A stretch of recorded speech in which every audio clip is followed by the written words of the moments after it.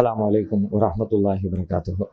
கண்ணியத்திற்குரிய எல்லாம் வல்ல அல்லாஹுவின் நல்லடியார்களே, அல்லாஹுவின் அருள் பொங்கும் புனிதம் நிறைந்த ரமலான் மாதத்தில் மரணமும் மறுமையும் என்கிற தலைப்பினை தேர்வு செய்து அது தொடர்பாக பல்வேறு செய்திகளை நாம் அறிந்து வருகிறோம்.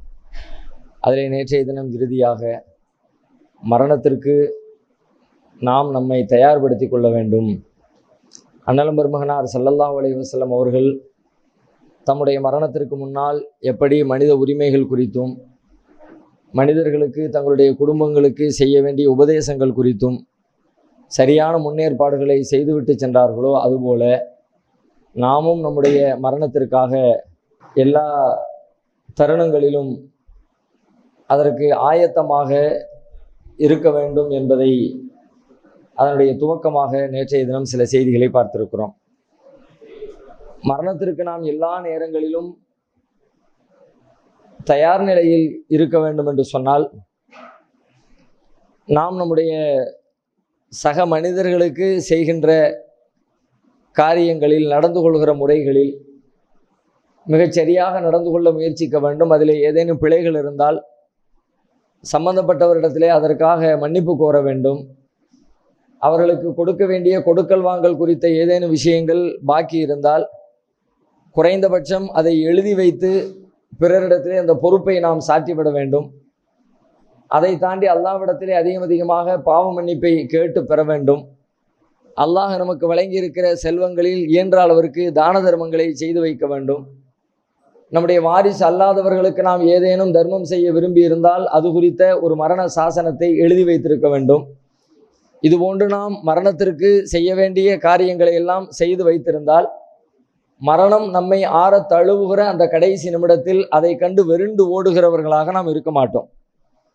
மரணத்தை கண்டு நாம் எப்பொழுது வெருண்டு ஓடாமல் அதை அரவணிக்க தயாராகிவிட்டோமோ, எப்பொழுது மரணம் வந்தாலும் அதை நான் ஏற்றுக்கொள்வதற்கு தயார் அப்படிங்கிற மனநிலை நமக்கு வந்துருச்சுன்னா, அது நம்முடைய மறுமை வாழ்க்கைக்கு மட்டுமல்ல, இந்த உலக வாழ்க்கைக்குமே அது ஒரு பெரிய வெற்றியாக அமைந்துவிடும். உலகத்தில் இன்றைக்கி நிறைய பிரச்சனைகளில் முஸ்லீம் சமுதாயம் சிக்கி தவிப்பதை பார்க்குறோம். அந்த பிரச்சனைகளுக்கெல்லாம் தீர்வுகள் இவரிடத்துல இருக்கும், அவரிடத்துல இருக்கும்னு பல வகைகளில் பல பேரிடத்துல தீர்வுகளை தேடி ஓடிக்கொண்டிருக்கிறது சமுதாயம். அரசியலில் தீர்வு இருக்கிறது, ஆட்சியாளர்களிடத்தில் தீர்வு இருக்கிறது, நீதிமன்றத்தில் தீர்வு இருக்கிறது. ஆனாலும் எந்த இடத்துலையும் முஸ்லீம்களுக்கு நீதியோ தீர்வோ கிடைச்ச மாதிரி தெரியல. ஆனால் மரணத்துக்கு நாம் தயாராகிவிட்டோம் அப்படின்னு சொன்னால் எல்லா பிரச்சனைக்கும் அது ஒன்றே தீர்வாகும். மரணம் வந்தால் ஓகே, அதை நான் ஏற்றுக்கிறேன், மரணத்துக்கு நான் ரெடி அப்படின்னு நாம் மனதளவில் தயாராகிட்டோம் அப்படின்னா அது தருகிற தீர்வை உலகத்தில் வேறு யாரும் தர முடியாது, வேறு எதுவும் தராது. அண்ணலம் பெருமானார் ஸல்லல்லாஹு அலைஹி வஸல்லம் சொல்கிறாங்க, யூஷிக்குல் உமமு அன் ததா அலைக்கும் கமா ததா அல் அக்கலத்து இலா கசாத்திஹா. பின்னாடி ஒரு காலம் வரும். அந்த காலம் எப்படி இருக்கும்னு கேட்டால், உணவு சாப்பிடக்கூடியவர் உணவு தட்டை நோக்கி சுற்றி இருக்கிற மக்களை அழைப்பதை போல உங்களுக்கு எதிராக உங்களை அழிப்பதற்கு எல்லோரும் திரண்டு வாருங்கள் என்று மக்களால் அழைப்பு விடப்படும். யாருக்கு எதிராக? முஸ்லீம்களுக்கு எதிராக. முஸ்லீம்கள் அழிக்கிறதுக்கு வாங்க அப்படின்னு எல்லாரும் கூப்பிடுவாங்க. அவ்வாறு அழைக்கப்படுகிற தருணத்தில் நபி ஸல்லல்லாஹு அலைஹி வஸல்லம் சொல்கிறாங்க, ஒமின் கில்லத்தின் நகனு யௌமைதீன். சஹாபாக்கள் கேட்குறாங்க, அப்படின்னா முஸ்லீம்களை அழிக்கிறதுக்கு வாங்க, உங்களை அழிக்கிறதுக்கு எல்லாரும் திரண்டு வரணும்னு அழைப்பு விடப்படுதுன்னா அப்போ முஸ்லீம்களுடைய எண்ணிக்கை ரொம்ப கம்மியாக இருக்குமா? நாங்கள் ரொம்ப எண்ணிக்கையில் குறைவாக இருப்போமா? அதனால் மற்றவங்க எல்லாரும் நம்ம மேலே எல்லை மீறுகிற ஒரு காரியம் நடைபெறுமா, அரங்கேறுமா அப்படின்னு கேட்குறாங்க. நபி ஸல்லல்லாஹு அலைஹி வஸல்லம் பதில் சொல்கிறாங்க, பல் அன்தும் யௌமைதீன் கசீர். இல்லை இல்லை, அந்த நாளில் நீங்கள் ரொம்ப அதிகமாக இருப்பீங்க எண்ணிக்கையில். இன்னைக்கு இருக்கிறதையெல்லாம் விட ரொம்ப அதிகமாகவே எண்ணிக்கையில் நீங்கள் இருப்பீங்க. ஆனாலும் வரா கிண்ணக்கும் குசா உன்க குசா இஸ் சைலி. எப்படி இருப்பீர்கள் என்று சொன்னால், வெள்ளத்திலே அடித்து வரப்படுகிற நுரையை போல. வெள்ளத்தில் அழித்து வரப்படுகிற நுரை எப்படி இருக்கும்? நிறைய இருக்கும். ஆனால் அது ஏதாவது பயன் இருக்குமா? எந்த பயனுமே அற்றதாக, எந்த பொருளும் அற்றதாக, ஊதினால் பறந்து விடக்கூடியதாக, எப்படி பலமற்றதாக அந்த வெள்ளத்திலே அடித்து வரப்படுகிற நுரை இருக்குமோ அந்த மாதிரி நீங்கள் இருப்பீங்க. அதனால தான் உங்களை எல்லாரும் அழித்து காலி பண்ணிடலான்னு சொல்லிட்டு ஊரெல்லாம், உலகமெல்லாம், சமுதாயம் எல்லாம் உங்களுக்கு எதிராக திரண்டு நிற்கும் சொல்லிட்டு ரசூலுல்லாஹ் சொல்கிறாங்க, வல என்சியான்னல்லாஹு மின் சுதூரி அதுவிக்குமுல் முஹாபத மின்கும். அன்றைய தினத்தில் உங்களுடைய எதிரிகளிடமிருந்து உங்களை பற்றிய பயத்தை அல்லாஹ் நீக்கி விடுவான். எதிரிகளுடைய உள்ளத்தில் உங்கள் மீது ஒரு அச்சம் இருக்காது. முஸ்லீம்களை நசிக்கிறலாம் அப்படிங்கிற மாதிரி உங்க மேல பயமற்றவர்களாக அவர்கள் இருப்பார்கள். வலயக்திஃபன்னல்லாஹு ஃபீ குலூபிக்குமுல் வஹ்ன, உங்களுடைய உள்ளத்திலே அல்லாஹ் வஹ்னை ஏற்படுத்தி விடுவான். உங்கள் எதிரிகளுடைய உள்ளத்துல உங்களை பத்தியான பயத்தை நீக்கிடுவான். உங்களுடைய உள்ளத்துல வஹ்னை அல்லாஹ் ஏற்படுத்தி விடுவான். உடனே சஹாபாக்கள் கேட்கிறாங்க, வமல் வஹ்னி யா ரசூலல்லாஹ், வஹ்னுனா என்ன அப்படின்னு கேட்கிறாங்க. நபிகளார் சொல்றாங்க, ஹுப்பு துன்யா வ கராஹியத்துல் மௌத், உலகத்தை நேசிப்பதும் இந்த உலகை நேசிப்பதும் மரணத்தை வெறுப்பதும் தான். உலகத்துல நீண்ட நாள் வாழ்ந்துடணும் அப்படின்னு ஆசைப்படுகிற அந்த உணர்வும், மௌத்தா போயிடக்கூடாது மௌத்தின் மீது வருகிற வெறுப்பும் தான் பகன் என்பது. நீங்க இந்த உலகத்துல ரொம்ப நாள் வாழணும்னு ஆசைப்படுவீங்க, சீக்கிரம் மௌத்தா போயிடக்கூடாது நீங்க வெறுப்பீங்க, மௌத்தை வெறுப்பீங்க. அதுதான் இந்த பிரச்சனைகளுக்கெல்லாம் காரணமா இருக்குது. அப்ப எவ்வளவு பெரிய பிரச்சனைக்கு நபிகளார் சொல்லுகிற தீர்வு என்ன? நாம 1000 தீர்வுகளை சொல்லுவோம். நம்முடைய அறிவுல, நம்முடைய அனுபவத்துல, அவங்க சொன்னது இவங்க சொன்னது எல்லாத்தையும் சேர்த்து வச்சு 1000 தீர்வுகளை சொல்லுவோம். நம்மை அழிக்க நினைக்கிற எதிரிகளிடமிருந்து நம்மை காக்கிற ஒரு பேர் ஆயுதம், பெரிய பாதுகாப்பு, பெரிய தற்காப்பு நடவடிக்கை எதுன்னு கேட்டா, மௌத்துக்கு நான் தயார் அப்படிங்கிறோம். அந்த நிலைக்கு வந்துட்டோம்னா எந்த துன்பமும் நம்மளை பாதிக்காத, யாருக்கும் அசைஞ்சு கொடுக்க வேண்டிய தேவை வராத, என்ன வந்தாலும் பரவாயில்லை அப்படின்னு களத்துக்கு வர்ற மக்களா வந்துட்டு சொல்லி, அதுக்கு பிறகு துன்பம் என்ன இருக்கு? மௌத்தை விட ஒரு பெரிய துன்பம் உலகத்துல உண்டா? துன்பம் அதிகபட்ச துன்பம் என்ன? உலகத்துல அதிகபட்சமா ஒரு மனுஷனுக்கு என்ன பெரிய இழப்பை ஏற்படுத்திட முடியும்?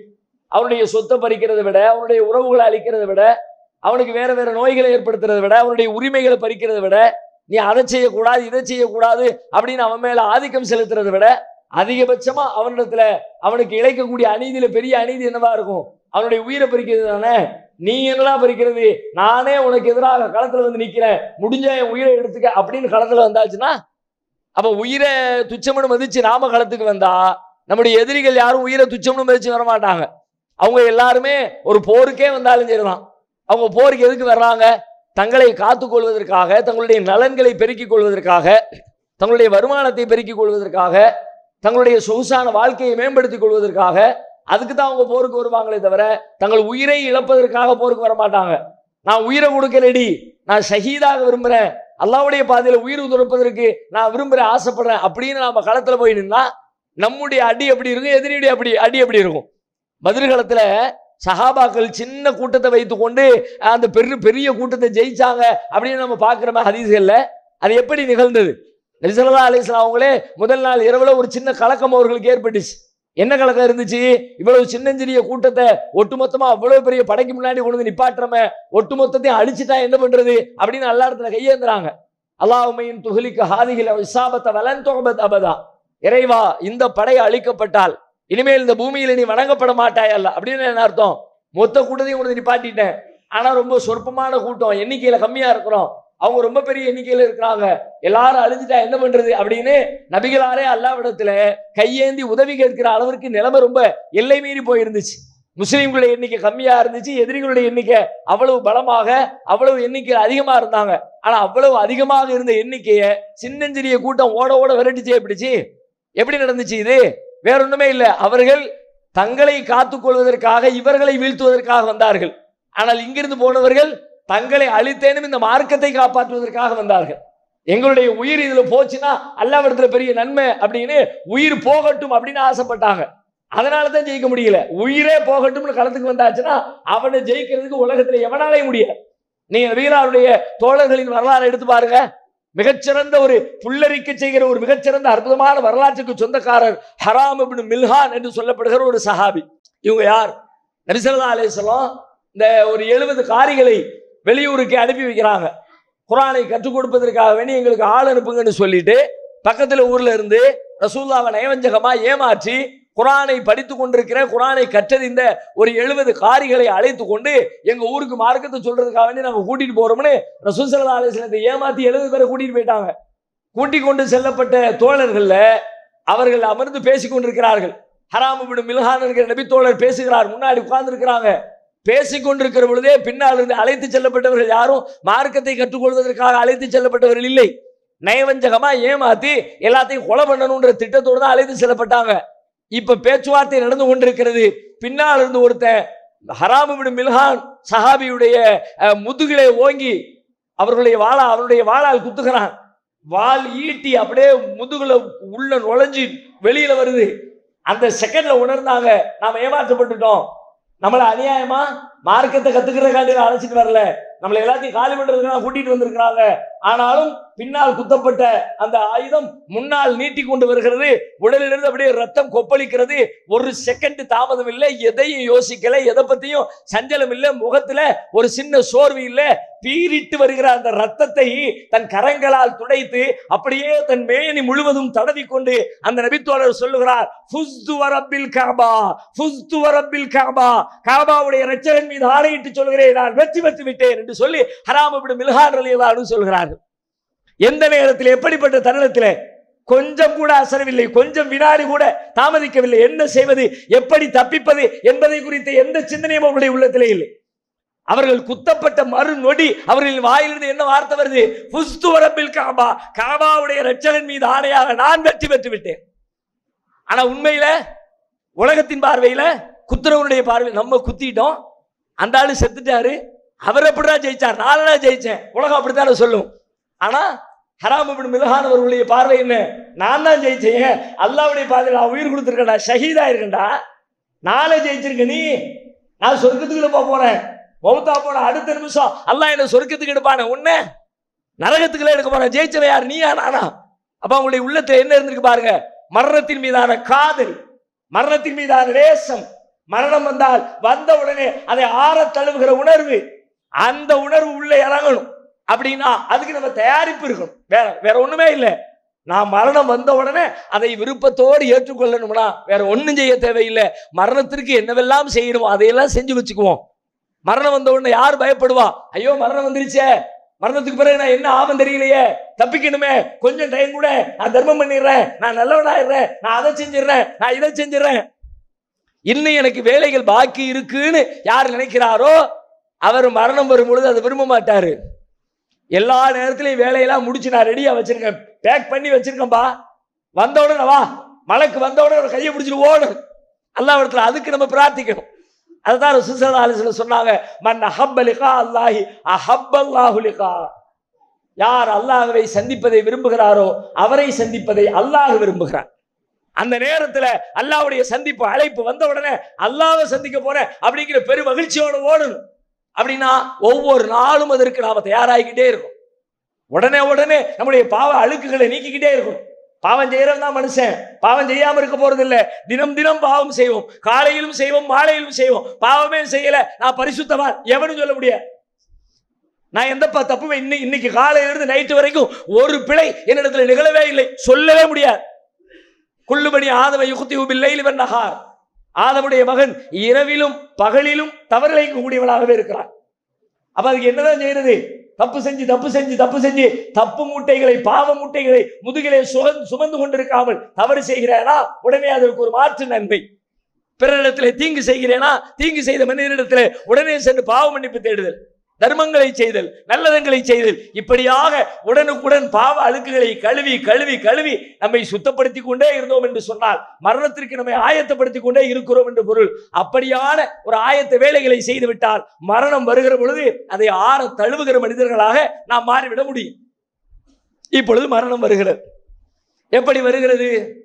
மரணம் என்றால் என்ன? வருகிறது என்றால் மரணம் என்பது நம்மை நோக்கி வருகிறது என்று சொன்னால் ஏதோ ஒரு உருவமோ, ஏதோ ஒரு பொருளோ, ஏதோ ஒரு ஜடமோ நம்மை நோக்கி வரல, நம்மிடம் இருக்கிற ஒன்று வெளியில் போகிறது. மரணம் வருதுன்னு சொல்றோம், ஆக்சுவலி உண்மையில மரணம்னு ஒண்ணு வரல, நம்மிடம் இருக்கிற உயிர் வெளியே போவதைத்தான் மரணம் வருகிறது என்ற வார்த்தையிலே குறிப்பிடுகிறோம். இப்ப மரணம் அப்படின்னு சொல்றோமே, மரணம்னா என்ன? உயிர் போயிடுச்சுப்பா, சரி உயிர்னா என்ன? மற்ற எல்லாத்தையும் காட்டிட முடியும். மைக்குனா என்ன? இந்தா இருக்குது, இதான் மைக்கு. லைட்டுனா என்ன? இந்தா இருக்கு லைட்டு. ஃபேனுனா இந்தா இருக்கு ஃபேனு. ஒண்ணுக்கும் அதுனா என்னன்னு கேட்டா பதில் வைத்திருக்கிற இந்த உலகம் உயிர் என்றால் என்ன, மரணம் என்றால் என்ன, இந்த கேள்வியை கேட்டால் திட்டவட்டமாக இதுவரைக்கும் இந்த உலகத்தில் எந்த பதிலுமே இல்லை. உலகம் ஒவ்வொரு நாளும் முன்னேறி கொண்டே போகிறது. அறிவியல் உலகத்தினுடைய பிரபஞ்ச ரகசியங்களை நாளுக்கு நாள் கண்டுபிடித்துக் கொண்டே இருக்கிறோம். எங்களுடைய தொலைநோக்கிகளால், எங்களுடைய அறிவியல் கண்டுபிடிப்புகளால் உலகத்தின் மூளை முடுக்குகள் எல்லாம் தேடி உலகின் ரகசியங்களை நாங்கள் கண்டுபிடித்துக் கொண்டிருக்கிறோம் என்று அறிவியல் உலகம் மாறுதட்டி கொண்டிருக்கிறது. அந்த மாறுதட்டுகிற உலகத்திலே உயிர் என்றால் என்ன, மரணம் என்றால் என்ன, உயிர் எங்கே இருக்கிறது, உயிர் எப்படி பிரிகிறது, பிரிந்து செல்வது எங்கு போய் சேருகிறது என்ற கேள்விகளுக்கு யாரிடத்திலும் பதில். சரி, இனிமேல் பதில் கண்டுபிடிக்கப்படுமா? இனிமேலும் கண்டுபிடிக்கப்பட முடியாது. உலகம் ஏற்கனவே தெரியாத பல விஷயங்கள் இப்ப தெரிஞ்சிருக்கு. இன்னைக்கு தெரியாத பல விஷயங்கள் நாளைக்கு தெரியும், கண்டுபிடிக்கும். ஆனால் உயிர் விஷயத்துல இன்னைக்கு என்ன அறிவு இருக்குதோ இதே அறிவு தான் 100 வருஷத்துக்கு முன்னாடி இருந்துச்சு. இன்னைக்கு என்ன இருக்குது? ஒரு மனுஷன் இறந்துட்டான், அவன் உடம்புல இருந்து உயிர் போயிடுச்சுங்கிறான். என்னப்பா போச்சு? என்னமோ போச்சு. நேற்று வரைக்கும் அவன் இருந்தான், நேற்று வரைக்கும் அவன் சுவாசிச்சான், சுவாசம் நின்று போனதா உயிர்? அப்படி சொல்ல முடியாது. எத்தனையோ உயிரினங்கள் சுவாசம் அற்ற நிலையிலேயும் சுவாசிப்பு இல்லாத நிலையிலேயும் உயிராக உலகத்திலே கருதப்படுகிறது. வயிற்று, ஒரு தாயுடைய வயிற்றுல குழந்தை வளர்கிறது. 10 மாத காலம் குழந்தை வயிற்றுல இருக்குது. 10 மாத காலம் குழந்தை சுவாசிக்கிறதா? தாயின் வயிற்றை விட்டு வெளியில வந்ததுக்கு பிறகு அதை சுற்றி இருந்த அந்த திரவங்கள் எல்லாம் அந்த உடம்பில் இருந்த அந்த நீர் தொட்டியில் இருந்து விலகிய பிறகு, பனிக்கூடம் உடஞ்சிருச்சுங்கிறான்ல, அந்த பனிக்கூடத்துக்குள்ள நீந்துகிற வரைக்கும் அதனால் சுவாசிக்க முடியாது. அந்த பனிக்கூடம் உடைந்து அதில் இருக்கிற திரவம் எல்லாம் வெளியாகி குழந்தை வெளியிலே வந்து பீரிட்டு அழுகிற பொழுது நுரையீரல் செயல்பட துவங்கி அப்பொழுதுதான் முதலாக அது சுவாசத்தை துவங்குகிறது. அதுக்கு முன்னாடி பிள்ளை சுவாசிக்குதா? சுவாசிக்காது, சுவாசமே இல்லை. ஆனால் குழந்தை கரு ஜனித்ததிலிருந்து சில நாட்களுக்கு பிறகு உயிர் ஊதப்பட்டு 10 மாத காலம் குழந்தை உள்ளே மனிதனாக உருப்பெற்று வெளியிலே வருகிறது. உயிர் என்றுதான் சொல்லுகிறோம், உயிர் என்று உலகம் ஏற்றுக்கொள்கிறது, இஸ்லாமும் அதை உயிராக ஒத்துக்கொள்கிறது. சுவாசம் தான் உயிர் அப்படி சொல்ல முடியாது. சுவாசிக்காத உயிரை உயிர் என்று நாம் ஏற்றுக்கொண்டிருக்கிறோம். சரி, உடம்புல இருந்து போகுது, என்ன போகுது யாருக்கு தெரியும்? கழுத்தை அறுத்த உடனே சில பேர் செத்துறான், கழுத்தை அறுத்து ஆபரேஷன் பண்ணி சில பேர் தப்பிச்சுக்கிறான். இதயத்துல குத்தி கிழிச்ச உடனே ஆளு செத்துறான் அப்படியும் பார்க்கிறோம். இதயத்தை குத்தி கிழிச்சதுக்கு பிறகு மீண்டும் அந்த இதயத்தை தையல் போட்டு மீண்டும் வாழ வைக்கவும் செய்யலாம். எது உயிர்? எங்க இருக்கிறது உயிர்? என்ன வடிவத்தில் இருக்கிறது உயிர்?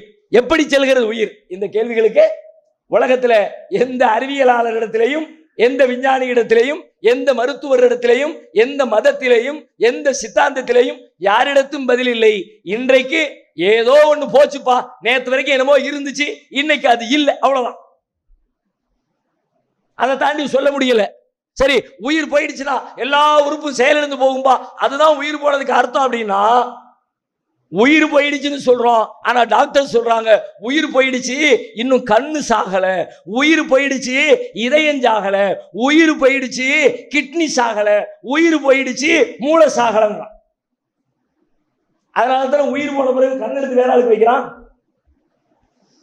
கண் மாற்று அறுவை சிகிச்சை இருக்குது. ஒருத்தருடைய கண் எடுத்து இன்னொருத்தருக்கு, உயிரோடு வாழும்போது யாரும் கண் எடுத்து இன்னொருத்தருக்கு கண் வைக்க முடியாது.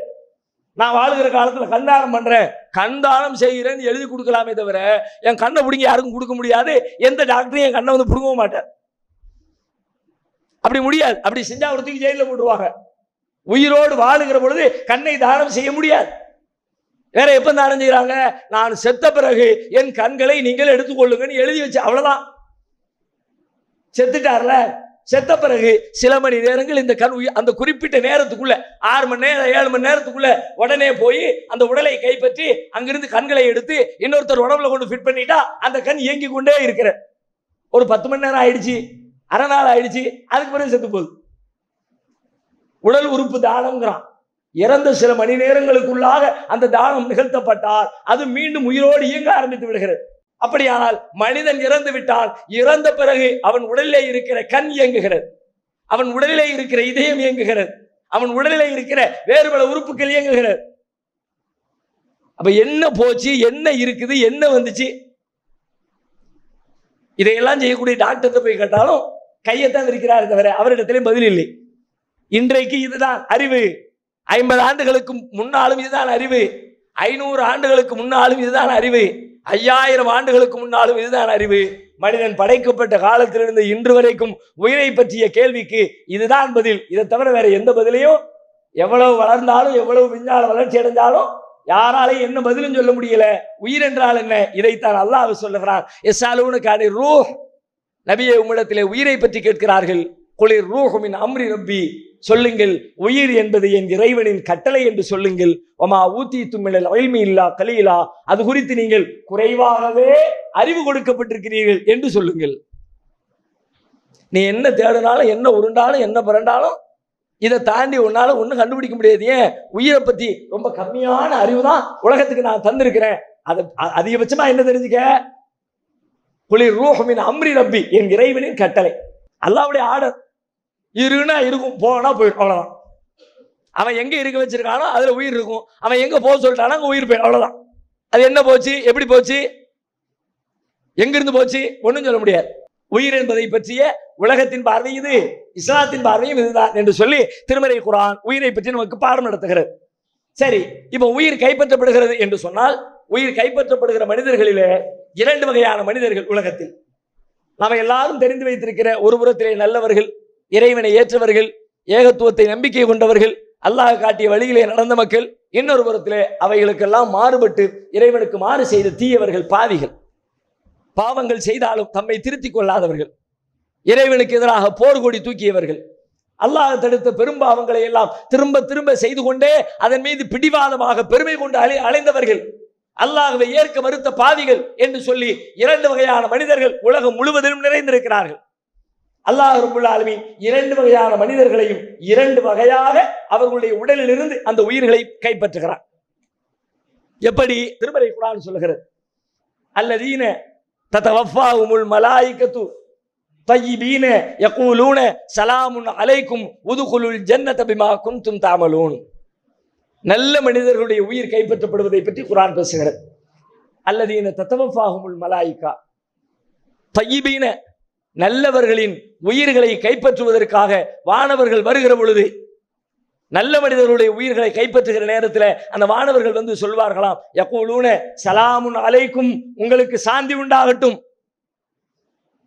உதுகுலுல் ஜன்னத பிமா குன்தும் தஅமலூன், நீங்கள் செய்த செயல்களுக்காக நீங்கள் சொர்க்கத்திற்குள்ளே நுழைந்து விடுங்கள் என்று அவர்களுக்கு சுபச்சோபனம் சொன்னவர்களாக அவர்களுடைய உயிர்களை வானவர்கள் கைப்பற்றுவார்கள். உயிர் கைப்பற்றப்படுகிற தருணம் ஒன்று இருக்கிறது, உயிர் கைப்பற்றப்படுவதற்கு முந்தைய தருணம் ஒன்று உண்டு இருக்கிறது. உயிர் பிரிய போது, உடம்புல இருந்து உயிர் நீங்க போகிறது, அந்த கட்டத்தை பத்தி குர்ஆன் சொல்கிறது. ஆனா அதுக்கு முந்தின கட்டம் வரைக்கும் எல்லா மனிதர்களுக்கும் துன்பம் இருக்கும். எல்லா மனிதர்களும் பெரும் சிரமத்துக்கு ஆளாவாங்க. சிரமம் இல்லாமல் மரணத்தை யாரும் சந்திக்க முடியாது. அந்த சிரமம் எது? சக்கராத் என்கிற சிரமம், மரணத்திற்கு முந்தைய சிரமம். மரணமடைய போகிறோம், மரணம் நெருங்கிவிட்டது, இன்னும் சில வினாடிகளில், இன்னும் சில மணித்துளிகளில் நாம் மரணிக்க போகிறோம் என்ற நிலை வருகிற பொழுது, அந்த நிலை எல்லா மனிதர்களும் பெரும் துன்பத்தை சந்திப்பார்கள். நபிகள் நாயகம் ஸல்லல்லாஹு அலைஹி வஸல்லம் அவர்கள் உட்பட, அன்னை ஆயிஷா ரலியல்லாஹு அன்ஹா அவர்களுடைய வீட்டில் நபி ஸல்லல்லாஹு அலைஹி வஸல்லம் இருக்கிறார்கள். மரண வேதையிலே அவஸ்தைப்பட்டு கொண்டிருக்கிறார்கள். நபி தோழர் ஒருவர் வருகிறார், வந்து கேட்கிறார், அல்லாஹ்வுடைய தூதரே, இன்னக தூஹகு வாக்கன் ஷதீதா, ரொம்ப கடுமையான சிரமப்படுவதை போல தெரிகிறது. நபி ஸல்லல்லாஹு அலைஹி வஸல்லம் பதிலளிக்கிறார்கள், இன்னி ஊஹகு கமா யூஹகு ரஜுலானி மின்கும், உங்களிலே இரண்டு பேர் படுகிற அவஸ்தையை நான் அனுபவித்துக் கொண்டிருக்கிறேன். ரெண்டு மனுஷன் எவ்வளவு துன்பப்படுவானோ மரண நேரத்துல, அந்த மாதிரியான ஒரு பெருந்துன்பத்தை இன்னைக்கு நான் அனுபவிச்சுக்கிட்டு இருக்கிறேன். உடனே அந்த சஹாபி சொல்லுகிறார், லாலிக்க இன்னலக்க அஜ்ரைன், இரண்டு மடங்கு வேதனை உங்களுக்கு உண்டு என்று சொன்னால், அப்படியானால் இரண்டு மடங்கு கூலியும் உங்களுக்கு உண்டுதானே? நபிகளார் பதிலளிக்கிறார்கள், ஆமாம், எனக்கு இரண்டு மடங்கு கூலியும் உண்டுதான். மா யுசீபுல் முஸ்லிம மின் நசபின், ஒரு முஸ்லிமுக்கு ஏற்படுகிற எந்த துன்பமாக இருந்தாலும் அதை பொறுத்துக் கொள்கிற பொழுது காய்ந்த மரத்திலிருந்து இலைகள் உதிர்வதை போல அந்த மனிதரிடமிருந்து அல்லாஹ் பாவங்களை உதிர்க்காமல் இருப்பதில்லை. கடைசி நேரத்திலே கொடுக்கப்படுகிற இந்த வேதனை, இந்த துன்பம் மனிதனை பாவங்களில் இருந்து சுத்தப்படுத்தி தூய்மையானவனாக, பரிசுத்தமானவனாக, அல்லாஹ்வுடைய சுபனத்தை பரிசாக பெறுகிற பாக்கியம் பொருந்தியவனாக அவனை மேலெடுப்பதற்காக அல்லாஹ் கொடுக்கிற வேதனை என்று சொல்லி அண்ணன் பெருமகனார் ஸல்லல்லாஹு அலைஹி வஸல்லம் விளக்கம் தருகிறார்கள். இது மரணத்திற்கு முந்தைய நிமிடம், மரணத்திற்கு சில வினாடிகளுக்கு முன்னால் நடப்பது. ஆனால் மரணம் ஏற்படுவது உடலில் இருந்து உயிர் பிரிய ஆரம்பிக்கிறது. கால்களில் இருந்து தான் உயிர் வெளியேற துவங்கும். காலில் இருந்து அப்படியே முட்டுக்காலை நோக்கி, முட்டுக்காலிலிருந்து தொடையை கடந்து, தொடையிலிருந்து இடுப்பை கடந்து, இடுப்பிலிருந்து நெஞ்சை கடந்து, நெஞ்சிலிருந்து தொண்டை குழியை கடந்து, தொண்டை குழியிலிருந்து தலையை கடந்து, தலை வழியாக மேலேறி செல்லும் உயிர். அதனால தான் இறந்து போனவர்கள் இறந்த உடனே பெரும்பாலும் அவர்களுடைய பார்வை எல்லாமே அப்படியே மேல் நோக்கி நிலைகுத்தி நிற்கும். நிலைகுத்தி நிற்பதற்கான காரணம் என்ன அப்படின்னா, அந்த உயிரை அவர்கள் உடலிலிருந்து பிரித்து எடுக்கப்படுகிற உயிரை அப்படியே பார்க்கிறார்கள். மேலே கிளம்பவும் உயிர் போயிடுச்சு, கண் அப்படியே நின்று போச்சு.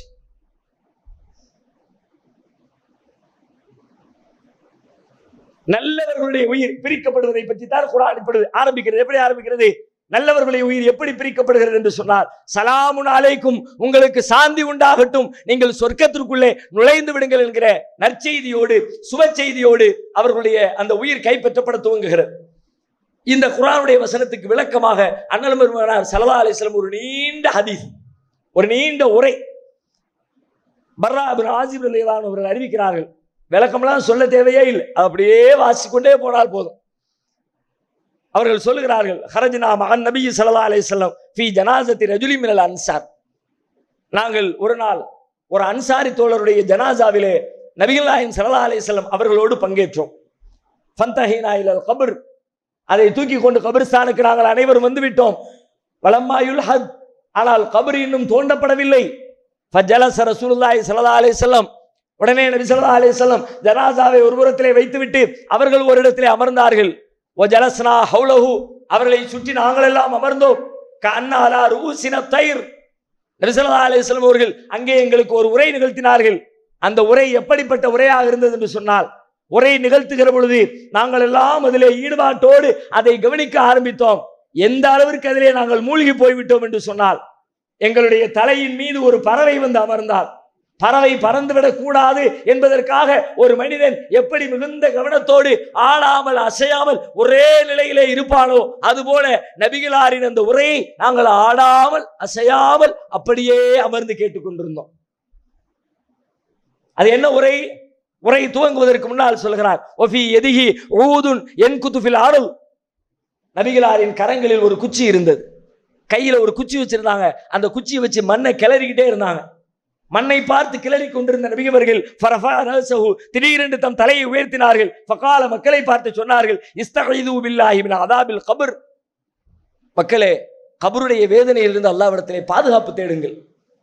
இஸ்தஈது பில்லாஹி மின் அதாபில் கபர், கபருடைய வேதனையிலிருந்து மக்களே அல்லாஹ்விடத்திலே பாதுகாப்பு தேடுங்கள். 2 தடவையோ 3 தடவையோ திரும்ப திரும்ப மக்களுக்கு அறிவுரை சொன்னார்கள். சும்மா கால், பிறகு சொல்ல ஆரம்பித்தார்கள், இன்னல் அபுதல் மூமின இதா கான ஃபீ இன்கிதாஇ மினத் துன்யா வ இக்பாலி மினல் ஆகிரா. ஒரு மூமினான நல்லடியான் அவன் இந்த உலகத்தை விட்டு பிரிந்து ஆகிரத் என்கிற மறுமையின் பயணத்தை துவக்குகிற தருணத்தில் நஸல இலைஹி மலாயிகத்தும் மினஸ் ஸமா, வானத்திலே இருந்து வானவர்கள் இறங்குவார்கள். பீதுல் உஜூஹ் கஅன்ன உஜூஹஹும் ஷம்ஸ், சூரியனை போல ஒளி பொருந்திய முகத்தை கொண்டிருக்கிற அழகான தோற்றமுடைய வானவர்கள் இறங்குவார்கள். மாஹும் கஃபனும் மின் அக்ஃபானில் ஜன்னா, அவர்கள் கையிலே சுவர்க்கத்து கஃன் ஆடைகளை எடுத்து கொண்டு வருவார்கள். நாம இங்க ஒரு கஃன் பண்ணுவோம், அந்த உடலுக்கு கஃன் செய்வோம். ஆனால் அந்த உயிருக்கு கஃன் செய்வதற்காக வானவர்கள் தங்கள் கரங்களில் சுவர்க்கத்திலே இருந்து சுவர்க்கத்து கஃன் ஆடைகளை கொண்டு வருவார்கள். வஹனூத்துமின் ஹனூத்தில் ஜன்னா, சுவர்க்கத்தின் வாசனை திரவியங்களை கொண்டு வருவார்கள். ஹத்தா எஜ்லிசு மின்ஹு மத்தல் பஸர், கைகளில் துணிகளோடும் வாசனை திரவியங்களோடும் அங்கிருந்து இறங்கிய அந்த வானவர்கள் அப்படியே அந்த மையத்தை சுற்றி இறக்க போகிற மனிதரை சுற்றி அமர்வார்கள். மத்தல் பஸர், பார்வை எட்டுகிற தூரம் வரைக்கும். இந்த உயிரை எடுத்து செல்வதற்கு அல்லாஹ் கொடுக்கிற கண்ணியம் அது. உலகத்துல நல்லவனா வாழ்ந்த நீ அதை அனுபவிக்கும் போது தவிர வேற எந்த கட்டத்திலையும் அதனுடைய இன்பத்தை புரிந்து கொள்ளவே முடியாது. 1000 சொன்னாலும் சரி, எவ்வளவு சிந்திச்சாலும் சரி, எவ்வளவு விளக்கினாலும் சரி, அதை அனுபவிக்கின்ற மனிதரை தவிர வேறு யாராலும் அதன் இன்பத்தை புரிந்து கொள்ளவே முடியாது. நபிகளார் சொர்க்கத்தை பற்றி சொன்னார்களே, லா ஐனுன் ராத் வலா உதுனுன் சமிஅத் வலா கத்ர ஃபீ கல்பி அஹத், எந்த கண்களும் கண்டிராத, எந்த செவிகளும் அதன் இன்பத்தை சொல்லி கேட்டிராத, எந்த உள்ளமும் சிந்தித்து கூட பார்த்திராத சுவர்க்கத்தின் பேரின்பம் உங்களுக்காக தயாரிக்கப்பட்டிருக்கிறது என்று சொன்னார்களே, அதுபோல ஒரு மூமினான நல்லடியாரின் உயிரை கைப்பற்றுகிற பொழுது அல்லாஹ் கொடுக்கிற கண்ணியம், அல்லாஹ் கொடுக்கிற மகத்துவம், வானத்திலிருந்து வெண்ணிற சூரியனை போல பிரகாசமடையக்கூடிய வானவர்களை அனுப்பி வைக்கிறார். அவர்கள் ஒரு பெரும் மாநாட்டை போல திரண்டிருக்கிறார்கள். கண்கள் எட்டுகிற தூரம் வரைக்கும், எங்க பார்த்தாலும் வெள்ளை வெள்ளேன்னு நறுமணம் கமழுகிறது. நாம் அங்கதான் உட்கார்ந்துருப்போம், நமக்கு தெரியாது. மௌத்தா போனவருடைய கையை பிடிச்சிட்டு உட்கார்ந்துகிட்டு இருப்போம். சக்கராத் ஹால்ல இருக்கிறவருடைய தலையை தடவிட்டு உட்கார்ந்துருப்போம். அவருக்கு கலிமா சொல்லி கொடுத்துக்கிட்டு உட்கார்ந்துருப்போம். ஆனால் நம்முடைய கண்களுக்கு தெரியாது, அவர் காண்பார். யாருடைய உயிர் பறிக்கப்பட இருக்கிறதோ அவர் காண்பார். அப்படியே அதை கண்டு மகிழ்ச்சியிலே தன்னுடைய உயிரை பறிப்பதற்காக அல்லாஹ் இத்தனை பெரிய படைப்பட்டாளத்தை இத்தனை வாசனை திரவியங்களோடு இத்தனை அருமையான நறுமணங்களோடு நம்முடைய உயிரை எடுத்து செல்ல அல்லாஹ் அனுப்பி இருக்கிறான் பெரும் மகிழ்ச்சி, பெரும் சந்தோஷத்திற்குள்ளே அவரை அல்லாஹ் திக்குமுக்காட செய்வான். வந்து அமர்ந்த அத்தனை பேரும் அமர்ந்திருக்கிறார்கள். சும்மா எஜீவு மலக்குல் மௌத் அலைஹிஸ்ஸலாம். பிறகு கடைசியாக ஒருவர் வருகிறார். அவர் யார்? அவர்தான் அவருடைய உயிரை பறிக்க போகிற உயிர் வாங்கும் மலக்கு. இவர்கள்லாம் உயிர்களை வாங்குற மலக்கு இல்லை. இவங்கெல்லாம் அப்படி கூட வந்து பந்தோபஸ்துக்காக அதை ஒரு பெருமிதப்படுத்துவதற்காக வந்த வானவர்கள். உயிரை வாங்குகிற மலக்கு ஹத்தா எஜிய மலக்குல் மௌத் அலைஹிஸ்ஸலாம் ஹத்தா எஜ்லிஸ இந்த ரஹசி. வந்தவர் இறக்க போகிறவர் யாரின் உயிர் பறிக்கப்பட இருக்கிறதோ அவருடைய தலைமாட்டிலே வந்து அமர்கிறார். தலைமாட்டில் உட்கார்ந்துக்கிட்டு தான் உயிரை எடுப்பார் அவர். ஃபயகூல ஐயத்துஹன் நஃப்ஸு தய்யிபா, ஒரு தூய்மையான ஆத்மாவே, உக்ருஜி இலா மக்ஃபிரத்தின் மினல்லாஹி வர்துவான், அல்லாஹ்வுடைய மன்னிப்பின்பாலும் அல்லாஹ்வுடைய திருப்தியின்பாலும் நீ வெளியேறு என்று அவர் சொல்லுவார். ஃபதஹ்ருஜு, அந்த உயிர் அவருடைய உடலிலிருந்து வெளியேறும். தசீலு கமா தசீலுல் கத்ரத்து மின் ஃபிஸ்ஸிகா, தண்ணீர் பாத்திரத்திலே இருந்து தண்ணீர் எப்படி வெளியேறுமோ அதுபோல அவருடைய உடலிலிருந்து எந்த தங்குதடையும் இல்லாமல், எந்த இடையூறும் இல்லாமல், எந்த வழிகளும் இல்லாமல் அப்படியே அந்த உயிர் மேல் நோக்கி வெளியேற ஆரம்பிக்கும். தண்ணீர் பாத்திரத்தில் இருக்க தண்ணியே ஒரு டம்ளர்ல தண்ணி வச்சிருக்கோம், அப்படி கவுத்துனா இடைஞ்சல் எந்த சிரமமும் இல்லாமல் எப்படி பொசுக்குன்னு வெளியே வந்து தண்ணி விழுமோ அது மாதிரி எந்த இடையூறும் இல்லாமல் அப்படியே அவருடைய உயிர் மிக இலகுவாக உடலை விட்டு வெளியேறும். ஃபயௌகுதுஹா, அதை அவர் பிடிப்பார். நபிகளார் சொல்கிறார்கள், அதை அவர் பிடிப்பார். இதுவெல்லாம் அல்லாஹ் சொல்கிறார், அல்லாஹ்வுடைய தூதர் சொல்லுகிற செய்தி.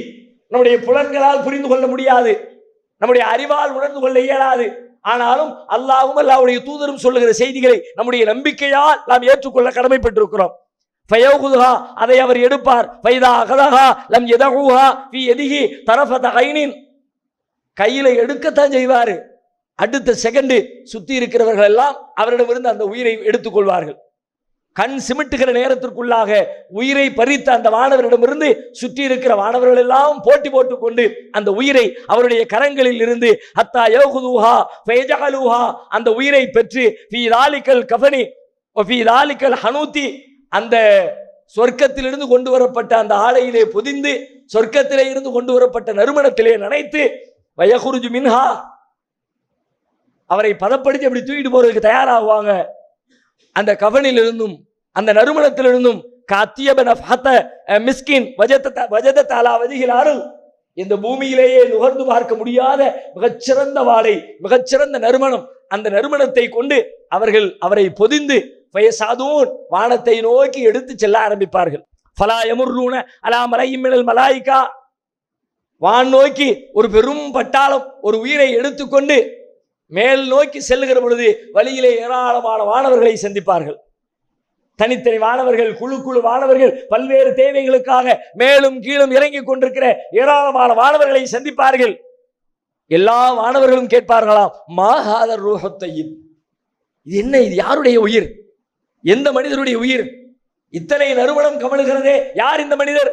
ஃபயகூலூன், அவர்கள் சொல்வார்கள், ஃபுலான் இப்னு ஃபுலான் பி அஹ்ஸனி அஸ்மாஇல்லதி கானூ யஸும்மூனஹு பிஹா ஃபித் துன்யா, உலகத்திலே எத்தனை அழகான பெயர்களால் அவர்கள் அழைக்கப்பட்ட பெயர்களிலேயே அழகான பெயரை சொல்லி இன்னாருடைய மகன் இன்னார், இவரைத்தான் நாங்கள் எடுத்து செல்கிறோம் என்று வானவர்களிடத்திலே அறிமுகப்படுத்தி கொண்டே அந்த உயிர் வான் நோக்கி மேலேறி கொண்டே இருக்கும். ஹத்தா யன்தஹூ பிஹா இல ஸமாஇ துன்யா, வானத்தின் கதவுகள், முதல் வானத்தின் கதவுகளுக்கு அருகிலே வந்து விடுவார்கள்.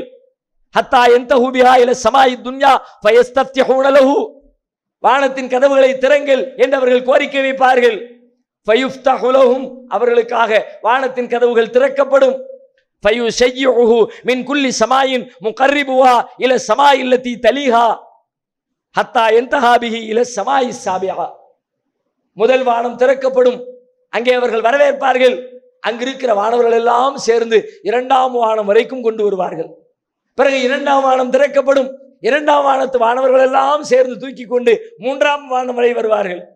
நான்காம் வானம், ஐந்தாம் வானம், ஆறாம் வானம், ஏழாம் வானம் என்று சொல்லி அல்லாஹ்வுடைய அரிசி இருக்கிற ஏழாவது வானம் வரை அந்த உயிர் கொண்டு செல்லப்படும். ஃபயகூலுல்லாஹு அஸ்ஸ வஜல், அப்போது அல்லாஹ் ரப்புல் ஆலமீன் சொல்லுவான், உக்துபு கிதாப அப்தி ஃபீ இல்லியீன், என்னுடைய இந்த அடியாரின் பெயரை இல்லியீன் என்கிற அந்த பதிவேட்டிலே பதிவு செய்யுங்கள் என்று அல்லாஹ் சொல்லுவான். அல்லாஹ் 2 பதிவேடு வச்சிருப்பான். நல்லவர்களுக்கான பதிவேடு ஒன்று, கெட்டவர்களுக்கான பதிவேடு ஒன்று. இப்ப அல்லாஹ் சொல்லுவான், உக்துபு கிதாப அப்தி ஃபீ இல்லியீன், இல்லியீன் என்கிற உயர்ந்தோர் நல்லோருடைய பதிவேட்டிலே என்னுடைய இந்த அடியாரின் பெயரை பதிவு செய்யுங்கள் என்று அல்லாஹ் சொல்லுவான். சொல்லிவிட்டு மேலும் சொல்லுவான், வஈதுஹு இலல் அர்ள், இவரை நீங்கள் பூமிக்கு எடுத்து பதிவு செஞ்சு முடிச்ச உடனே பூமிக்கு கொண்டு செல்லுங்கள். ஃபைன்னி மின்ஹா ஹலக்துஹும் வஃபீஹா உஈதுஹும் வமின்ஹா உக்ரிஜுஹும் தாரத்தன் உக்ரா, ஏனெனில் நான் அவர்களை முதலிலே அங்கிருந்து தான் படைத்தேன், மீண்டும் அங்கேதான் கொண்டு செலுத்துவேன், பிறகு மீண்டும் ஒரு தடவை அங்கிருந்து தான் அவர்களை உயிர் கொடுத்து எழுப்புவேன். எனவே இந்த உயிரை மீண்டும் உலகத்திற்கு பூமிக்கு கொண்டு செல்லுங்கள் என்று அல்லாஹ் சொல்லுவான். எடுத்து செல்லப்பட்ட அந்த உயிர் மீண்டும் பூமிக்கு கொண்டு வரப்பட்டு கபரிலே அடக்கம் செய்யப்பட்டிருக்கிற அந்த மனிதனின் உடலுக்குள்ளால் மீண்டும் கொண்டு வந்து சேர்க்கப்படும். சேர்க்கப்பட்ட அடுத்த நிமிடம் இன்னும் பல காட்சிகள் ஆரம்பமாகிறது, கேள்விகள் ஆரம்பமாகிறது. அடுத்தடுத்த காட்சிகளை குறித்து அண்ணல் பெருமகனார் ஸல்லல்லாஹு அலைஹி வஸல்லம் விளக்குகிறார்கள். அது குறித்த செய்தியை இன்ஷா அல்லாஹ் வரும் நாட்களில் பார்க்க